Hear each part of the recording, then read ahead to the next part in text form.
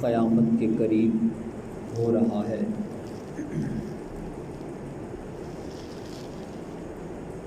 اسی انداز میں دنیا ترقی کی منازل طے کرتی چلی جا رہی ہے، اور یہ دور جس سے ہم گزر رہے ہیں، سائنس کی دنیا میں اور کائنات کے نظام میں ترقی یافتہ دور ہے۔ انسان نے سورج کی شعاؤں کو مسخر کیا،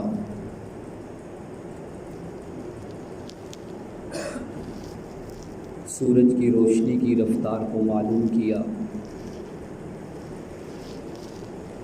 گرمی کی حدت کو ناپ لیا، ہوا کی رفتار کو معلوم کیا۔ جوں جوں انسان نے ترقی کی منازل طے کی ہیں،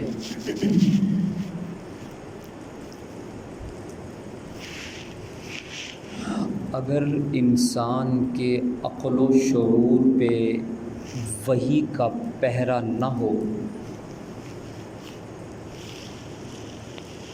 تو وہ اپنی عقل اور اپنی شعور اور اپنی دانست کی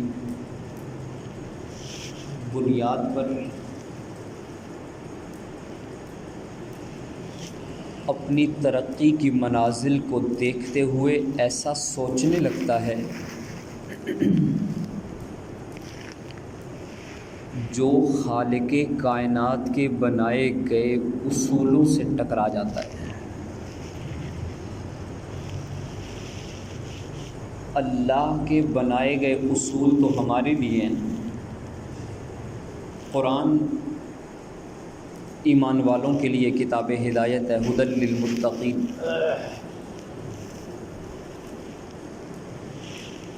اہل کفار نے ترقی کی منازل طے کرتے ہوئے آج لاشعوری طور پر یہ سوچا کہ زمین کا سیارہ ہمارے لیے ٹھکانے کے طور پر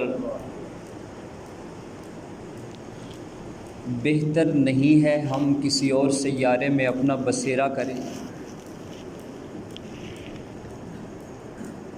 تو وہ زمین سے اڑنے لگے اور خلا کو مسخر کر کے خلاؤں سے آگے سفر کرنے لگے۔ ابھی گزشتہ دنوں میں آپ نے سنا ہمارا پڑوسی ملک انڈیا چاند کی سطح پر قدم رکھنے والا چوتھا ملک بن کر ابھرا، روس، امریکہ اور چائنا کے بعد۔ یہ اس کی ترقی کی منازل ہیں۔ وہ یہ سوچنے لگے ہیں کہ ہم چاند کو اپنا مستقر بناتے ہیں، ٹھکانہ بناتے ہیں۔ دنیا یہ سوچ رہی ہے۔ قرآن کی اس کے متعلق کیا ہدایات ہیں، ایک نظر میں آپ 2 آیات مبارکہ کو ذہن نشین فرما لیجیے۔ یہ الگ بات ہے کہ ترقی کے اس سفر میں ہم ان سے کتنا پیچھے ہیں، اور یہ الگ لمحہ فکریہ ہے کہ 1945 میں دارالکفر یعنی ہندوستان سے دارالاسلام میں یعنی پاکستان میں جن لوگوں نے ہجرت کی تھی، آج ان کی نسل اس قدر معاشی حالات میں تنگی کا شکار ہے کہ اگر دارالکفر برطانیہ کا کوئی ملک آپ کے لیے ویزے کھول دے تو پاکستان سے اتنی بڑی ہجرت دارالکفر کی طرف ہوگی جتنی 1945 میں دارالاسلام کی طرف بھی نہیں ہوئی تھی۔ یہ لمحہ فکری ہے، اور یہ بات بھی آپ مانیں کہ 1945 میں جن کی غلامی سے ہم آزاد ہوئے تھے، آج اپنے ملک کی آزادی کو چھوڑ کر انہی کی غلامی میں جانے کو سعادت سمجھتے ہیں، ترجیح دیتے ہیں، خوش قسمتی سمجھتے ہیں۔ میں عرض یہ کر رہا تھا کہ دنیا سفر کرتے ہوئے چاند پر پہنچی، اور وہ یہ سمجھنے لگے کہ ہم چاند کو اپنا ٹھکانہ بنائیں گے، رہائش کے لیے چاند کو منتخب کریں گے، اس سیارے کو، اور پھر مریخ کی طرف سفر کریں گے، اور مریخ جو زمین سے اربوں میل کے فاصلے پر ہے اس کو بھی ٹھکانہ بنائیں گے۔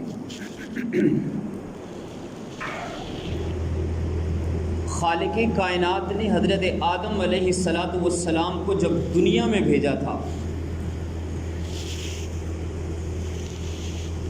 تو عالم انسانیت کی رہائش کے لیے، ٹھکانے کے لیے وسیع و عریض کائنات میں، کہکشاؤں میں، سیاروں میں جس سیارے کا انتخاب کیا اسے زمین کہتے ہیں۔ کیا کہتے ہیں؟ اللہ نے اعلان فرمایا کہ وَلَكُمْ فِي الْأَرْضِ مُسْتَقَرٌّ،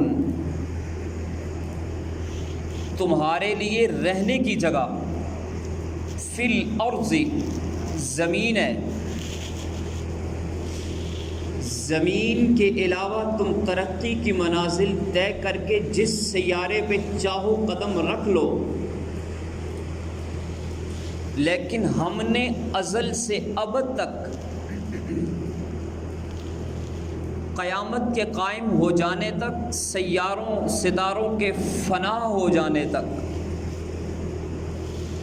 تمہارے لیے جو رہنے کی جگہ بنائی ہے وہ زمین ہے۔ وَلَكُمْ فِي الْأَرْضِ مُسْتَقَرٌّ وَمَتَاعٌ إِلَىٰ حِينٍ،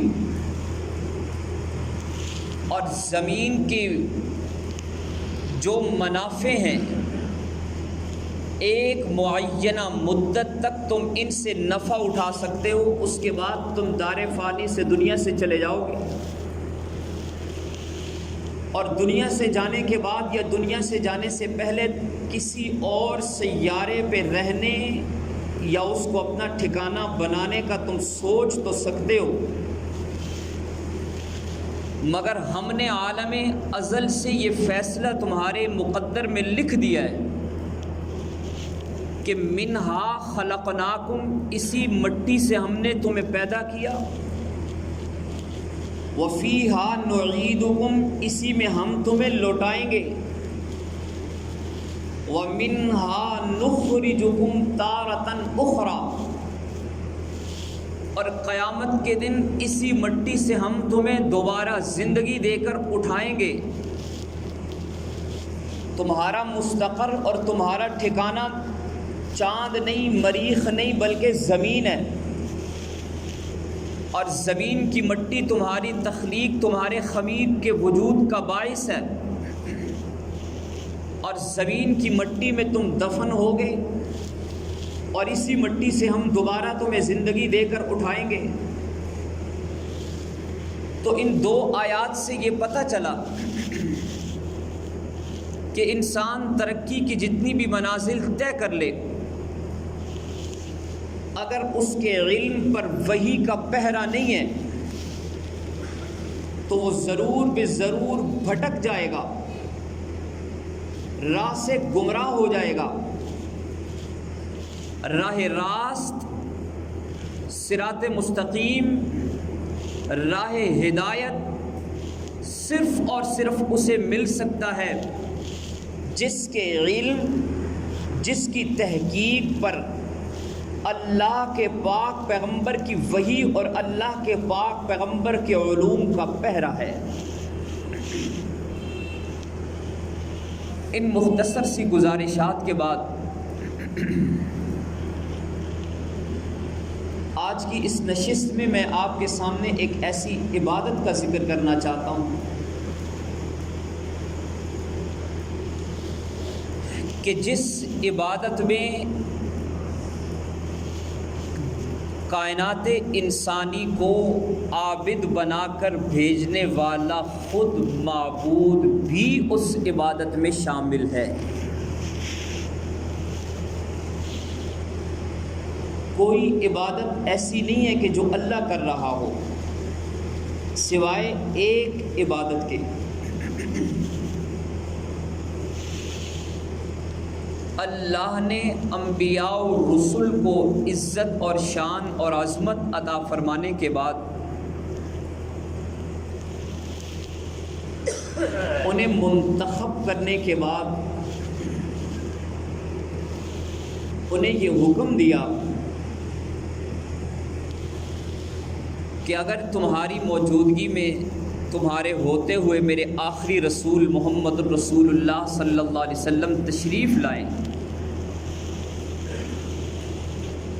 تو تم نے اپنی کتاب، اپنی شریعت، اپنی نبوت کو چھوڑ کر رحمت عالم صلی اللہ تعالی علیہ وسلم کی اتباع کرنی ہے۔ ان کی عزت اور شان کا یہ عالم ہے۔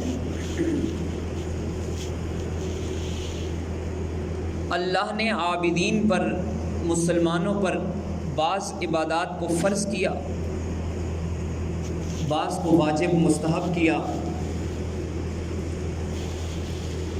لیکن کوئی عبادت ایسی نہیں ہے کہ جس عبادت کے بعد اللہ تعالیٰ نے یہ فرمایا ہو کہ اس عبادت میں بھی تمہارے ساتھ شریک ہوں۔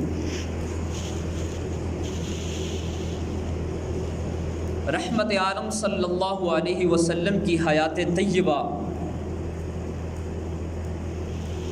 غموں سے اور دکھوں سے بھری ہوئی ہے۔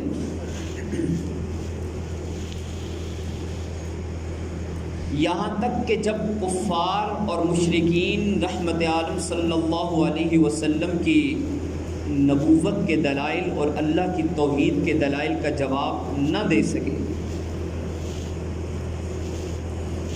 تو انہوں نے رسول کریم صلی اللہ علیہ وسلم کی ذاتیات پر حملہ کرنا شروع کیا، تانے دینے شروع کیے، اور ذاتیات پر جب حملہ کیا تو مختلف انداز سے حضور کو پریشان کرنا شروع کیا۔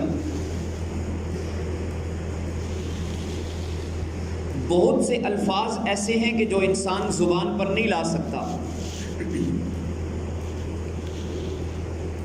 غرض انہوں نے حضور پاک صلی اللہ علیہ وسلم کو بہت زیادہ تانے دیے۔ تو مسجد نبوی کے ایک کونے میں آ کر آپ صلی اللہ علیہ وسلم بیٹھے۔ حضرت ابو ہریرہ رضی اللہ تعالیٰ عنہ روایت فرماتے ہیں کہ دونوں ٹانگوں کو آپ علیہ الصلوۃ والسلام نے یوں رکھا اور ان پہ اپنے ہاتھوں کو رکھا اور اپنا سر مبارک اپنے بازوؤں کے اوپر رکھا، اور اس انداز میں سر جھکا کر زار و قطار رونے لگے۔ ابو ہریرہ تشریف لائے اور عرض کرتے ہیں، یا رسول اللہ آپ اس قدر اشکبار کیوں ہیں؟ تو آپ صلی اللہ علیہ وسلم نے فرمایا کہ دیکھو یہ لوگ جو مجھے صادق اور امین کہتے تھے، آج یہ لوگ مجھے تانے دے رہے ہیں، میری ذات پہ حملہ کر رہے ہیں، مجھے برا بھلا کہہ رہے ہیں۔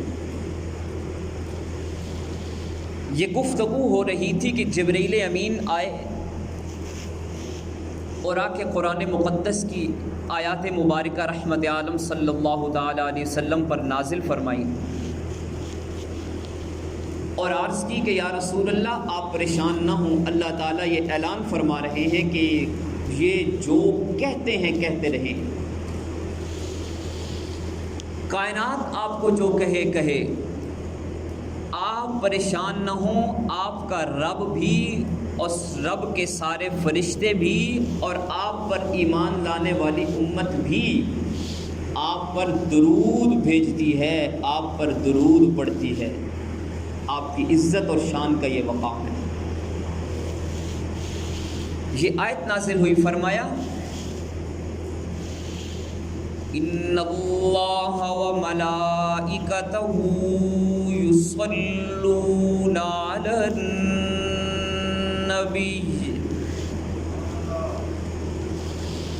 یا ایھا الذین آمنوا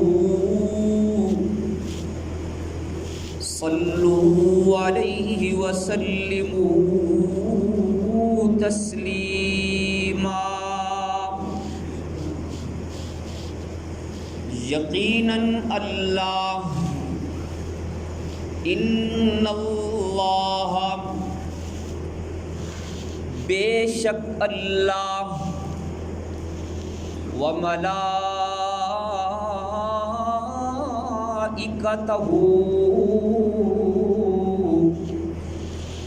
اور اس کی سارے فرشتے کائنات میں جتنی بھی مخلوقات اللہ نے بنائی ہیں ان میں سب سے زیادہ تعداد میں فرشتے ہیں. یقیناً اللہ خود بھی اور اس کے سارے فرشتے بھی وہ ایک کام کر رہے ہیں. کیا کر رہے ہیں؟ یصلون علی النبی. اے میرے پاک پیغمبر، اے میرے پاک نبی، اللہ اور اللہ کے سارے فرشتے آپ پر درود بھیج رہے ہیں اور ہمیشہ بھیجتے رہیں گے. یصلون یہ مضارع کا صیغہ ہے اور قانون یہ ہے کہ جب لفظ ان مضارع کے صیغے کے ساتھ آ جائے تو اس میں استمرار اور دوام کا معنی پایا جاتا ہے. یقیناً اللہ رب العزت اور اللہ کی کثیر تعداد میں مخلوقات یعنی سارے فرشتے بھی یصلون علی النبی آپ پر اے نبی درود بھیج رہے ہیں، بھیجتے تھے اور بھیجتے رہیں گے. علی النبی اے نبی، نبی پر علی محمد نہیں کہا، علی رسول نہیں کہا. آپ کی شان اور عظمت کے برابر اللہ نے لفظ ارشاد فرمایا ہے علی النبی، اور اس میں ایک اشارہ کر دیا. رسالت تو آپ صلی اللہ علیہ وسلم کو تب ملی جب عمر مبارک 40 سال ہو گئی. غار حرا میں آپ صلی اللہ علیہ وسلم کو اللہ نے رسالت کا تاج عطا فرمایا. محمد بن عبداللہ محمد الرسول اللہ بن گئے. لیکن نبوت کب ملی؟ حضرت ابو ہریرہ رضی اللہ تعالیٰ عنہ پوچھتے ہیں یا رسول اللہ متی وجبت لک النبوہ، اے اللہ کے حبیب آپ کو نبوت کب ملی؟ رحمت عالم صلی اللہ علیہ وسلم نے ارشاد فرمایا ابو ہریرہ کنت نبیا وان آدم بین الماء والطین. ابو ہریرہ میں اس وقت بھی اللہ کا نبی تھا جب آدم علیہ السلام کا خمیر بھی نہیں بنا تھا. یصلون علی النبی، نبی اس وقت بھی نبی تھے. کائنات کا وجود نہیں، دھرتی کا فرش نہیں، آسمانوں کی رفتیں نہیں، سمندروں کا خروش نہیں، دریاؤں کا جوش نہیں، ہوا اور فضا کی روانی نہیں، بخارات کا اٹھنا نہیں، بارشوں کا برسنا نہیں. اللہ ہے، اللہ کے فرشتے ہیں دھرتی نہیں ہے، انسانیت نہیں ہے، انبیاء نہیں ہے، رسول نہیں ہے، لیکن رحمت عالم صلی اللہ علیہ وسلم فرما رہے ہیں کہ میں اس وقت بھی اللہ کا نبی تھا، اللہ کا نبی تھا۔ تو جب کچھ بھی نہیں ہے، اللہ کیا کر رہے ہیں اور اللہ کے فرشتے کیا کر رہے ہیں؟ اللہ نے جواب دیا، فرمایا کہ یصلون علی النبی، وہ اپنے نبی پہ درود بھیج رہا ہے اور اس کے فرشتے بھی بھیج رہے ہیں۔ یہ وہ عبادت ہے کہ جس میں اللہ نے پہلے اپنی ذات کو، پھر فرشتوں کو اور پھر اہل ایمان کو حکم دیتے ہوئے ارشاد فرمایا کہ یا ایھا الذین آمنوا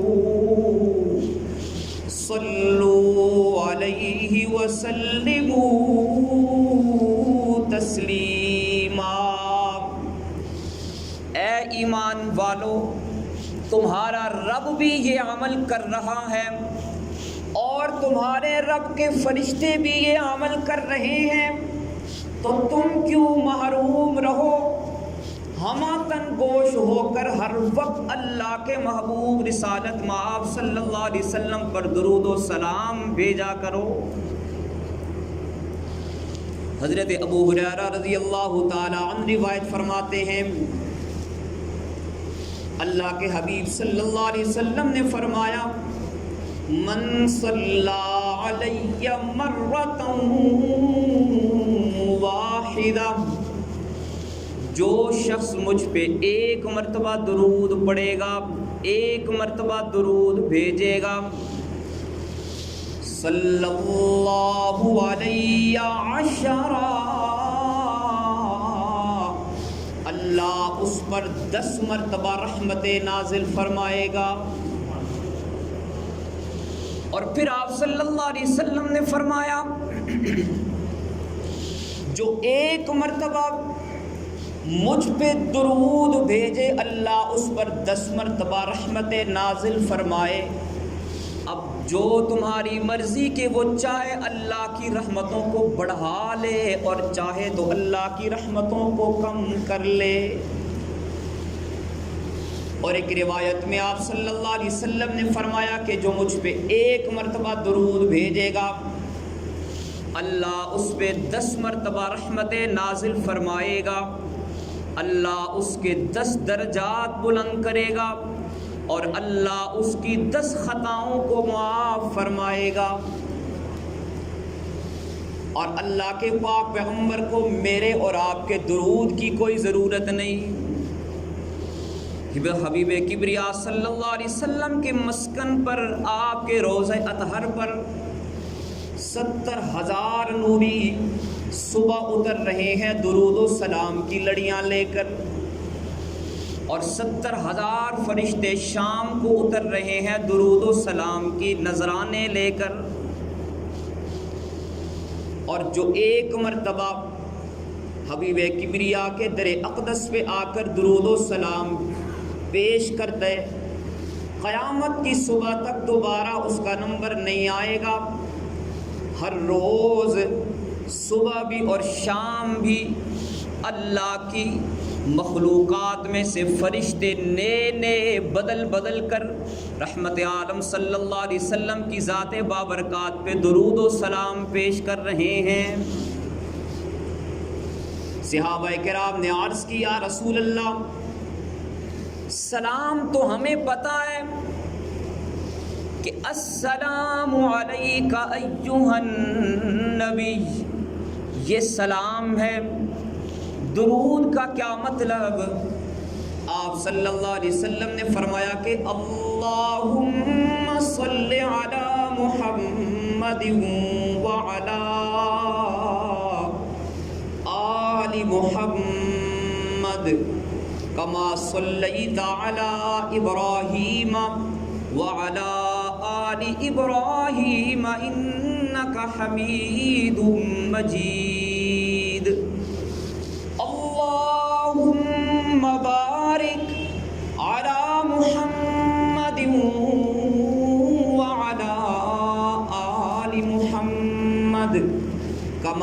باركت على إبراهيم وعلى آل إبراهيم إنك حميد مجید۔ فرمایا کہ یہ درود ہے جو رحمت عالم صلی اللہ علیہ وسلم نے خود ارشاد فرمایا ہے۔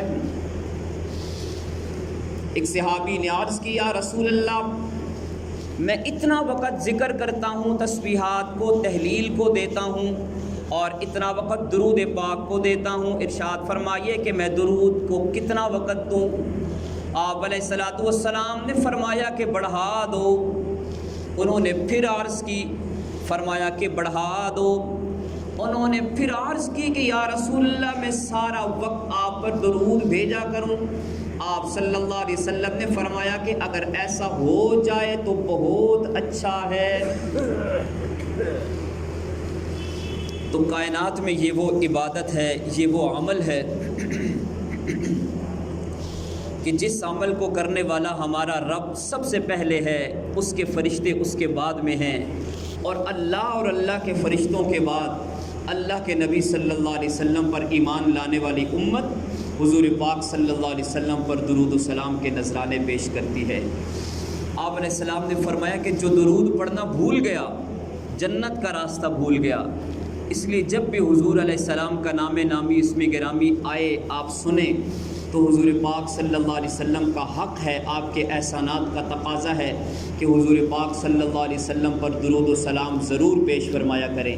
ہاں یہ یاد رکھیے کہ خطبے کے دوران جب خطیب خطبہ دے رہا ہوتا ہے، اس وقت جب وہ یہ کہتا ہے کہ یصلون علی النبی یا ایھا الذین آمنوا صلوا علیہ وسلموا تسلیما، اس وقت خاموشی کے ساتھ خطبہ سننا واجب ہے۔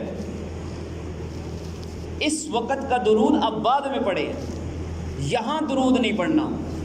اکثر میں نے دیکھا ہے یہاں خطبہ ہو رہا ہوتا ہے، وہاں کچھ لوگ باتیں کر رہے ہوتے ہیں، کچھ موبائل پہ لگے ہوتے ہیں، کچھ وضو کی طرف جا رہے ہیں اور آپس میں گفتگو کر رہے ہیں۔ یاد رکھیے خطبہ نماز کی طرح ہے، اور خطبے کے دوران خاموش رہنا اور خطیب کو دیکھنا ضروری ہے،